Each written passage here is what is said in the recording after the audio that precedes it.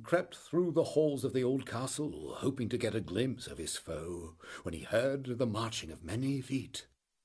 A phalanx of Pygon guards approached, far too many for him to take on by himself. He had no choice but to hide.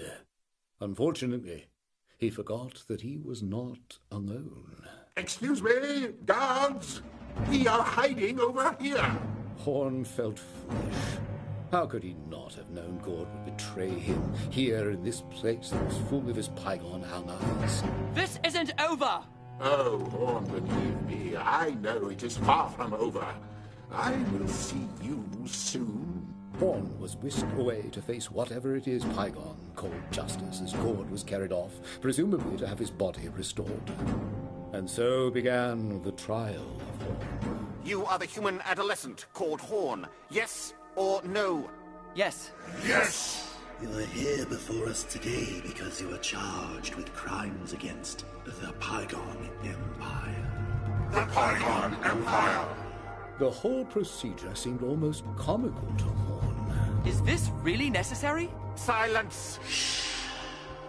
You stand accused of cursing countless Pygon with flesh and fur, feather and scale.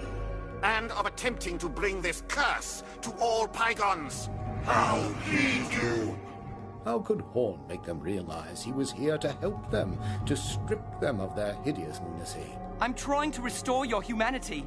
He confesses. He does not bother to deny anything. Anything! Reasoning with these poor souls, trapped as they were in hideous unnatural forms, was impossible. Why would you do such a terrible thing? Terrible! The Pygon curse is a nightmare from which I'm trying to awaken you. Horn knew the inevitable outcome of this farce of a trial. Your own words condemn you. This tribunal has no choice but to find you guilty. Guilty! You must die. Horn must die! Well, now we're getting somewhere. A door creaked open, and Horn saw a shadowy figure wielding an axe whose purpose was all too clear. Consider yourself fortunate, human. For the Pygon Emperor himself has insisted upon giving you the honor of executing you personally. Personally! But as his executioner, the Emperor himself stepped into the night, Horn realized that he was rather familiar. Gord? I will not be called that again.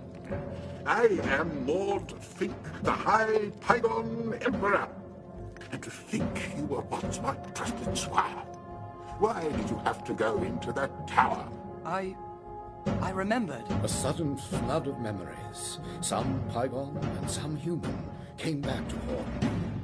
He was beginning to piece together the source of the Pygon curse. Impossible! Pygon carry no memories of the days they spent cursed with flesh. Now I remember how it all started. How I became Pygon in the first place. The tower was used by Cuthbert's wise men as a library, a safe place to store tomes and scrolls from over the ages. Horn, wearied one night from his day's labors at the anvil, began to wonder if banned magic might make his toil easier, and, in an impulsive moment, sneaked from his bed and made for the library tower. I knew it was wrong, but I went anyway. I read many old scrolls, although I understood little. Is that how it started? Did I unleash the Pygon curse that night? Pygon is no curse. Pygon is a blessing from Father Darkness. You wanted a confession. There it is. I tampered with dark magic, and for all I know, I caused all of this. Horn then thought about traveling the countryside as Lord Fink's repulsive Pygon squire. When I saw the tower, I recognized it as the library tower of my home village. You should never have gone to that tower. I know. And now, you must die. Horn resigned himself to his fate at the hands of the Emperor, when something quite unexpected happened. Horn! Your graces! The king and queen had risked all, disguising themselves as Pygon guards to bring Horn aid in his moment of need. Strike him down, Sir Horn! Armed or not, you are no match for me. This, then, was the moment of truth. If Horn were to defeat the High Pygon Emperor, the curse would be lifted all over the land.